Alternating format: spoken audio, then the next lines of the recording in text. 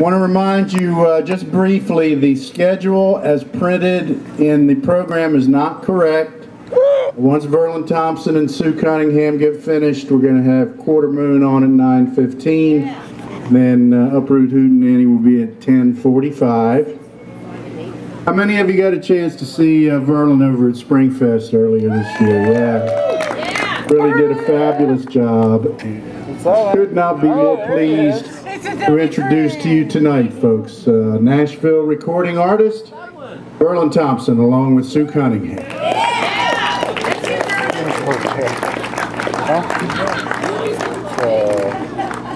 One of my replacements.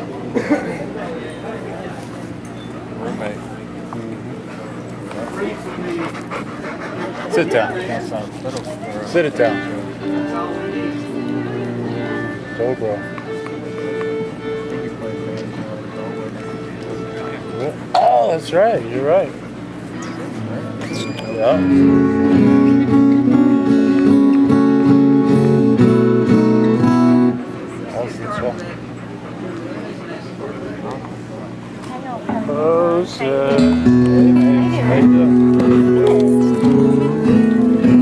Get her.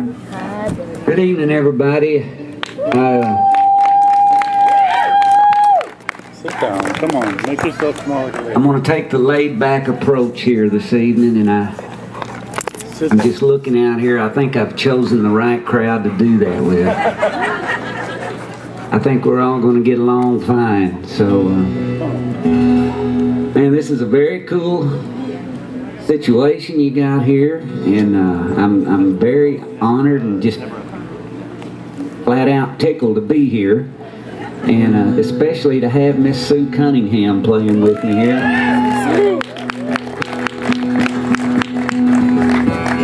We're just going to ease into it here tonight. I was just talking to Brian, the fellow you were listening to playing the drums on that last set there. He brought this song up and asked me if I might be able to do it. I thought, why not just kick it off with this one? I call this song, I call it The Christians and the Outlaws. I got the idea for this song after I read a little book called The Education of Little Tree. Now let me tell you a story. I read that book, The Education of Little Tree, and I loved it, and I was so inspired that, well, it inspired this song. And then a couple of months ago I found out that the guy that wrote the book was a total fraud. He was not. He claimed he was like an American Indian, a Cherokee or something, and it was just a wonderful story. And now I find out that he was absolutely, all of it was a lie. So I'm devastated about that, but I'm still happy that I got the song out of it. Spill it, Verlon. Once I was a Christian, I lived upon this earth, and then I died and went to heaven, where I got my second birth. And I came back as an acorn, and I grew to be a tree, and I made a mighty shade when the sun came down on me. One life I was an outlaw, I lived up in the hills, and I'd run the alcohol to the buyers from the stills. At 100 miles an hour on a downhill mountain road, I just turned into a white dove and I let go of my load. And then the last time I was through here, I was a summer wind, and I whispered on your wheat fields and I called a cool rain in. And then I carried all your laughter and your sweet old old fiddle tunes right up through the rafters and sing them to the harvest moon.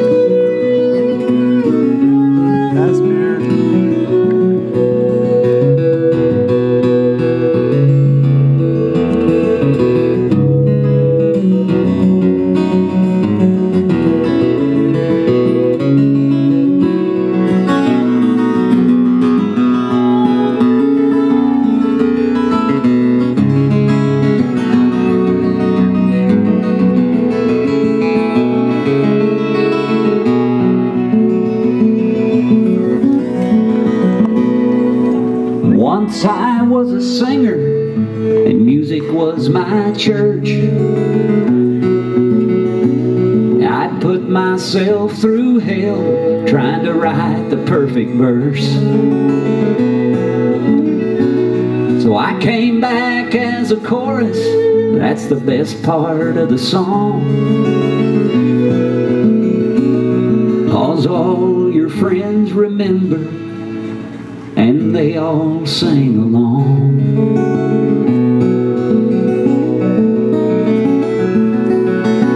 And like the Christian and the outlaw, and like that summer wind, and like a singer to the chorus, I will come back again. Like a singer to the chorus, I will come back again.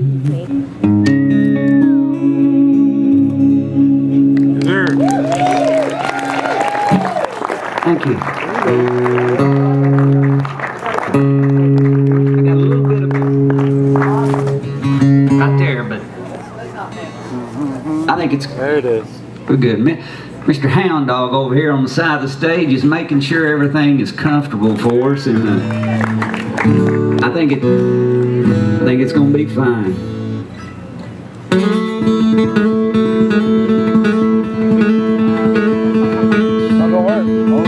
We're on you now. Now Joe Walker's mare was a mighty good ride. She was no bag of bones, she was no hunk of hide. He gave her to me the day that he died. Joe Walker's mare was a mighty good ride. When Joe Walker found her, she was lonesome and lame.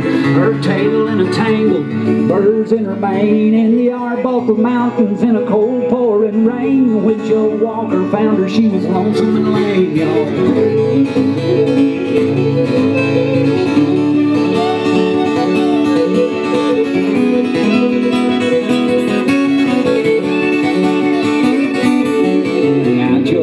Rode her for 20-some years. He viewed most of the country between her two ears. He found him a good one, and he never switched gears. Joe Walker rode her for 20-some years. She never reared up, no, she never broke loose.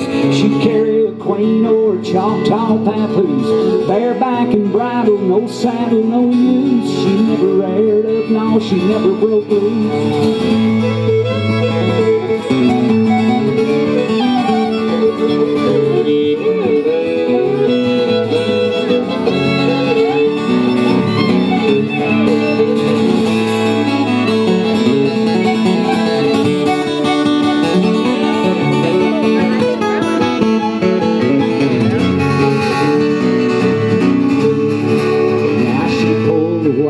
That hauled him away in the box that he'd built for his burying day. She even dropped her head for the preacher to pray. And then I unhitched the wagon and they hauled him away.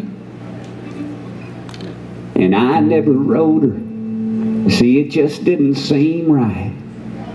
Oh, I brushed her and I combed her most every night. And I thought about it But dream as I might, I would not ride her. It just didn't seem right. So in the Arbuckle Mountains, somewhere running free is the son of that mare Joe Walker gave me. I turned him loose the day that she died. Joe Walker's mare was a mighty good ride. She was no bag of bones, no hunk of hide. Joe Walker's mare was a mighty good ride.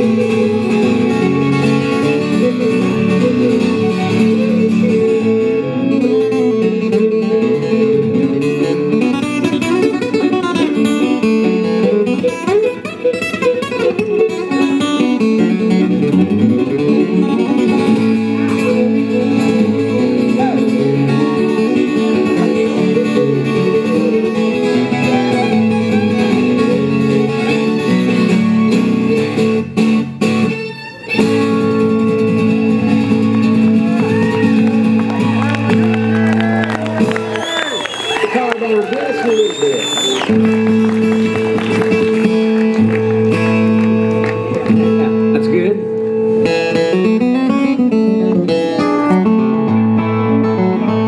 If the creek's too high for crossing, just search for higher ground. If it's a troubled path that you're walking, you better back up and turn around. Now life's a road we travel, it's full of twists and turns, and when it comes unraveled, it's just another lesson learned. Hey, sometimes it's a struggle, and sometimes it's a fight, but your rewards will double if you do what's right. If the creek's too high for crossing, just search for higher ground. If it's a troubled path that you're walking, you better back up and turn around.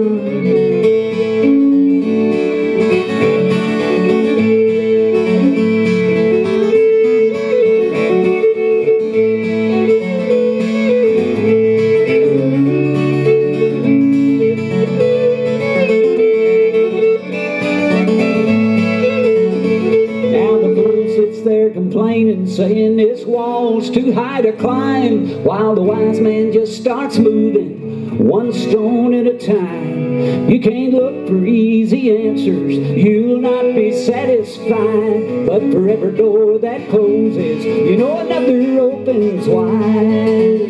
So if the creek's too high for crossing, just search for higher ground.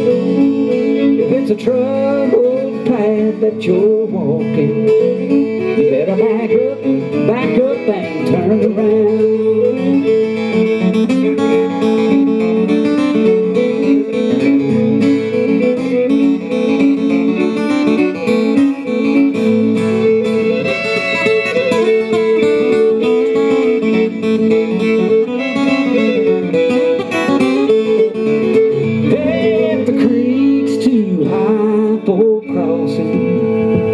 Just search for higher ground. If it's a troubled path that you're walking, you better back up. I said back up. You better back up and turn around. Oh, you better back up. You better back up. Keep on backing up. You better back up. Yes, you better back up and turn around.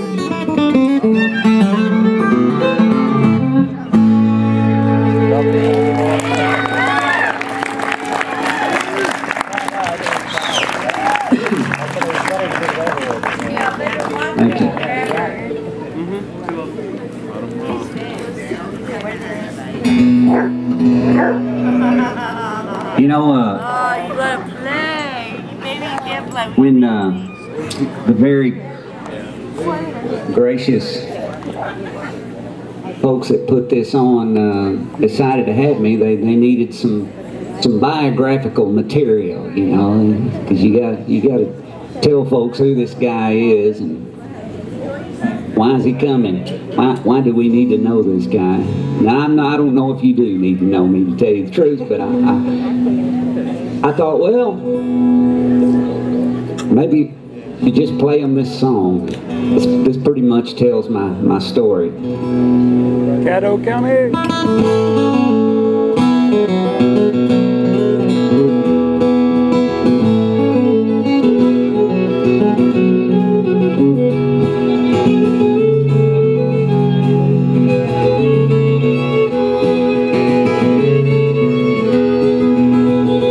Well, I went to Nashville 30 years ago from Oklahoma. I walked away from rock and roll to get my honky-tonk diploma.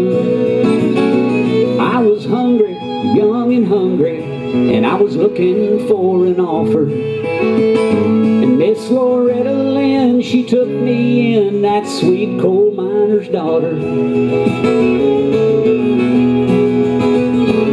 Yeah, but she never did do one of my songs. But one day she did say, now darling, she said you should hang around with guys like Holyfield and Harlan. Now before I go any further, I want to explain to you. Holyfield and Harlan, though. When I sing about Holyfield and Harlan, a lot of people don't know who I'm talking about. They think I'm talking about the boxer, Evander Holyfield. And that's incorrect. I'm talking about a great songwriter, an old boy that came over from the state of Arkansas. He came over to Nashville and started writing songs, and he had a bunch of big hits. He wrote songs for Don Williams and Ann Murray. You remember that song? Could I have this dance for the rest of my life? He wrote that. And just to show his versatility, right after he wrote that, he wrote Rednecks, White Socks, and Blue Ribbon Beard. Yeah. So he's a well-rounded writer, and so that's who I'm talking about, Waylon Holyfield. And when I say Harlan, I'm talking about the great, maybe the greatest songwriter ever, an old boy by the name of Harlan Howard. And Harlan wrote everything else. So, pretty much. So that's why Loretta Lynn actually sat me down and said, darling, you should hang around with guys like Holyfield and Harlan. She said they'll go to lunch and they'll smoke cigars and they'll drink a glass of brandy. She said they write big hits and they leave big tips and spend their evenings with their families. Yeah, but I'm glad she didn't tell me just how far I had to go. In this show we call the business, in this business we call show.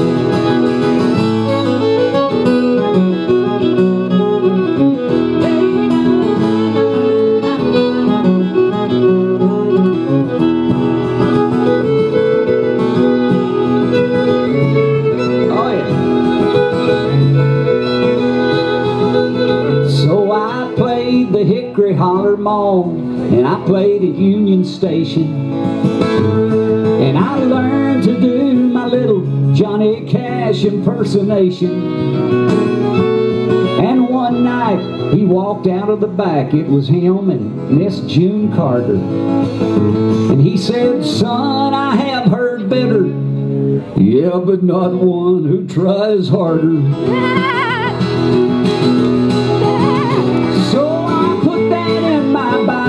I told everyone I know. I said, man, I'm in this show we call the business. It's a business we call show.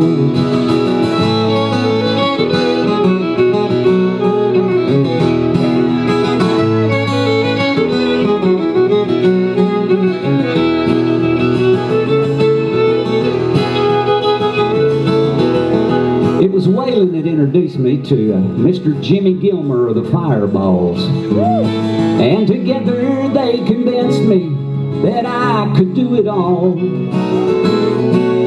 Yeah, but later it would come to pass I could not play that part, 'cause I just could not kiss nobody's ass to get my records on the charts. Whoa. So my mama, she's still waiting. Oh, she listens by the radio. I say, Mama, it's just a show we call the business. It's just a business we call show.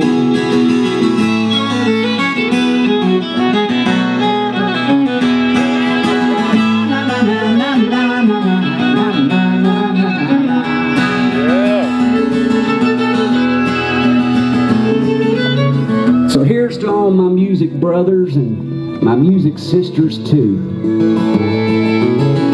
Here at home and on the road, this one goes out to you. When the print gets fine on the bottom line, don't give away your soul.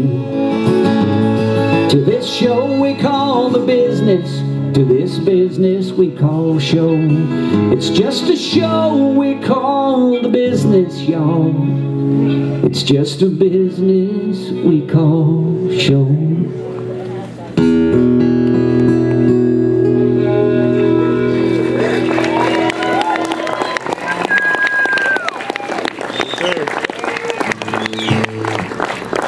So that's pretty much my story. That covers from 30 years ago when I moved to Nashville and started trying to figure it out. I'm still trying to figure it out. Actually, no, I've kind of stopped trying to figure it out. They can do whatever the hell they want to do. And I'm going to do whatever I do. If we meet up, that's fine. You know, I saw in the advertising it said Nashville recording artist Verlon Thompson. Well, I do record in Nashville, you know, but I don't know if I could truthfully be associated with that mess. I mean, they've recorded a lot of my songs, and I do appreciate that. That sure, I mean, that's what keeps me alive. That's how I afford to pay to play at these festivals. It's 'cause my songwriting royalties come in, you know. But mainly, I've sort of run off away from Nashville most of the time. I just travel around the country playing, and I play a lot with old Guy Clark, and maybe y'all have seen his son. Well, this is a song that I wrote for me and Guy. We'd been out on the road for a couple of months, and I was trying to keep track of wherever we'd been, and I was making a list of all these places, and it turned out to be a song. So here's that list of 43 places we had played in that 2-month period.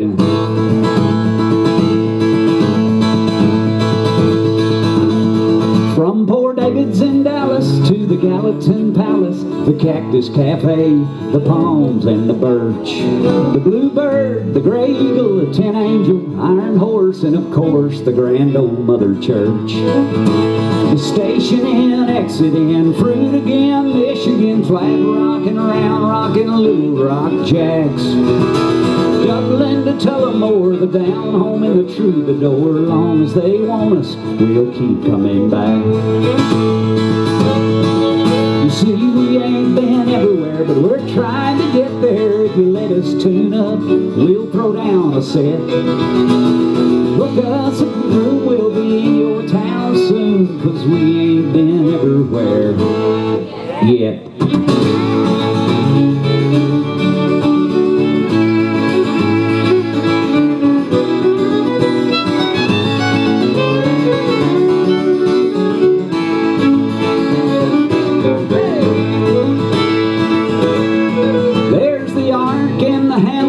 Wolf Trap in the Apple Farm, Pootie's Hill Country in St. Augustine. At the a foot up Denali and down on the Swanee, and that night I can't talk about in New Orleans.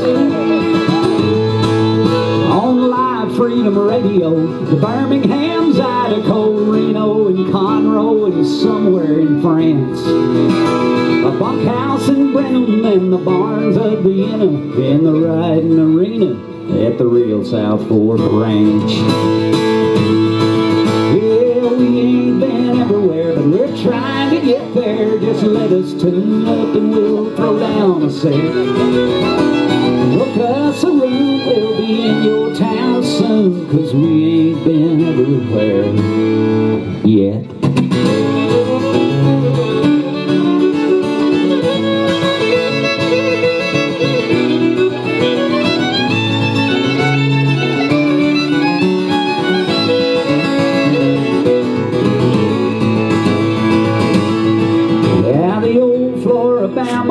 Songwriter Rama, the Merle and the Strawberry Festivals all.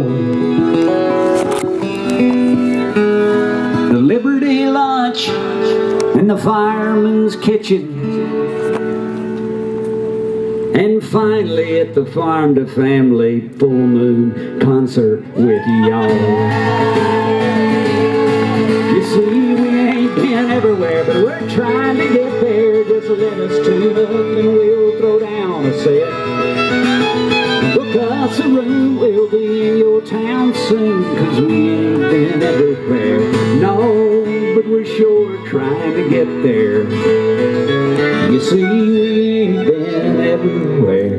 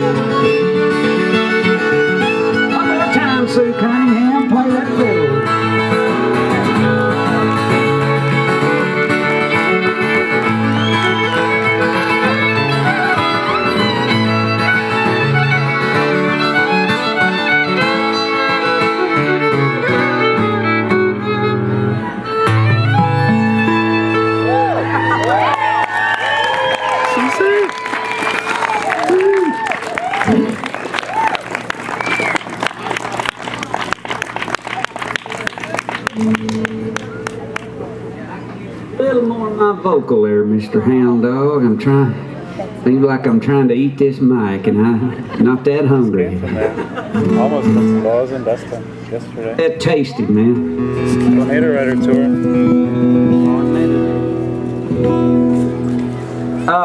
I think it was last year. I've lost track of time now. It might have been the year before, but either last year or the year before. Chocolate Boy.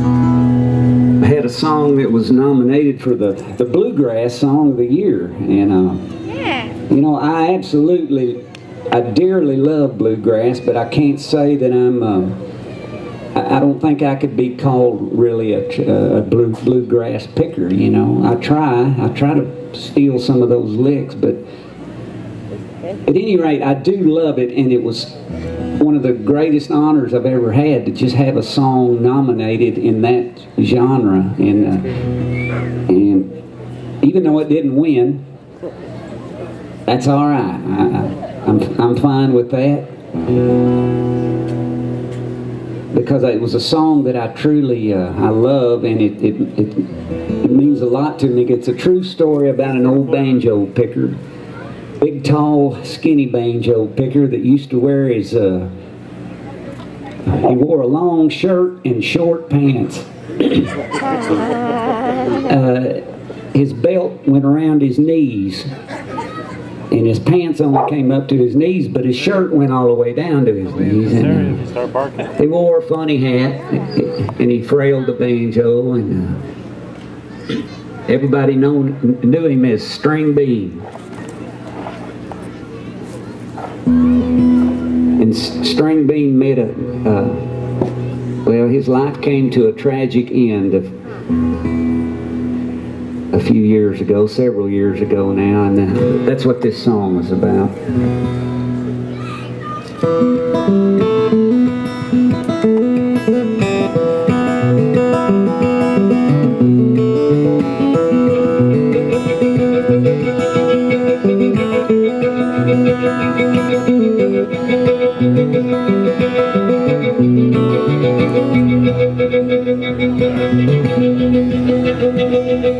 On Ridgetop, Tennessee, in 1973, the Brown boys killed String Bean and Estelle.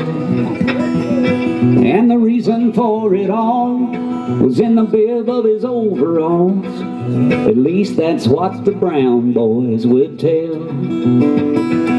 Yeah, the thieves led away for hours, but things didn't go their way. It was just a simple plan to rob a banjo man, but he would not let go of his opry pay.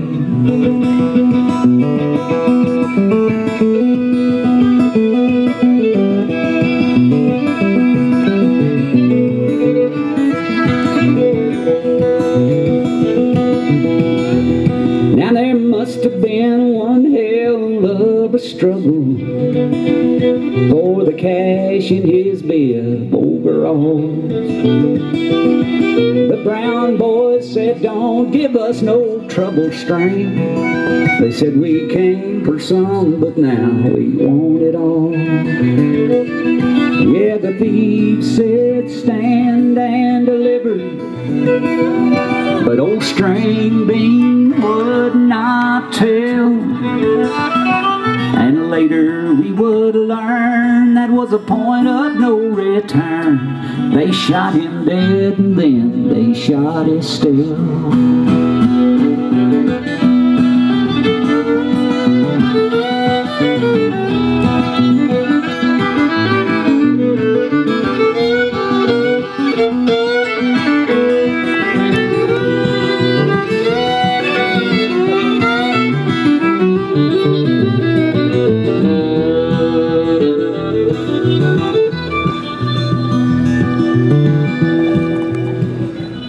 Well, it just so happened that right across the road from old String Bean lived another old hairy-legged banjo picker, and they were best of friends. An old boy by the name of Grandpa Jones. He lived directly across the street from String Bean, and every morning they would grab their fishing gear, walk down the road to a little pond there, and they'd go fishing. That's how they started their day off every day. True friends. When he didn't see no smoke from the chimney, Grandpa knew that something was not right. And now it's burned evermore in his memory, the picture of that dreadful, awful sight. But then 23 years later, they tore the old fireplace down, and there was $20,000 that the Brown boys never found. Well, it seemed like easy money, but things didn't go their way. It was just a simple plan to rob a banjo man, but he would not let go of his opry pay. No, he would not let go of that opry pay. Now I ask you, is anything sacred? Yes. I do believe that I have seen it all. Why, I read it in this morning's paper, where they auctioned off old Strings overalls.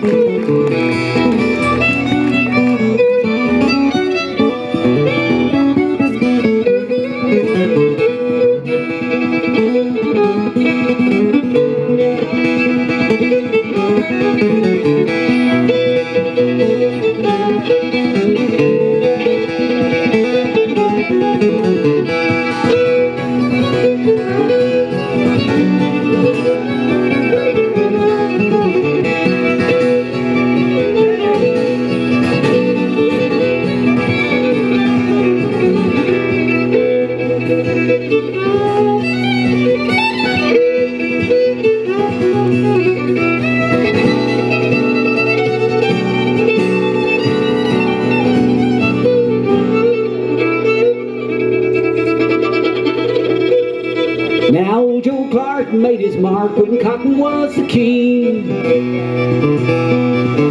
And late at night, neath the shanty lights, you could hear his banjo ring. It'd ring out for the masters listening on the hill. It'd ring out for the babies all sleeping quiet and still. They'd say round and round, old Joe Clark, round and round I'd say, I'd follow you 1,000 miles to hear your banjo play.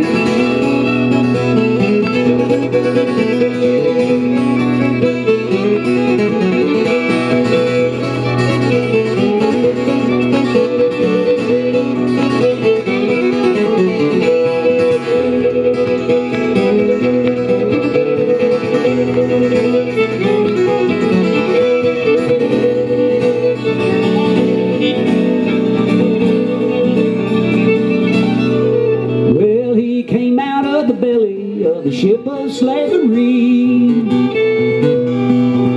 and he was clinging to his banjo, but it was not on his knee.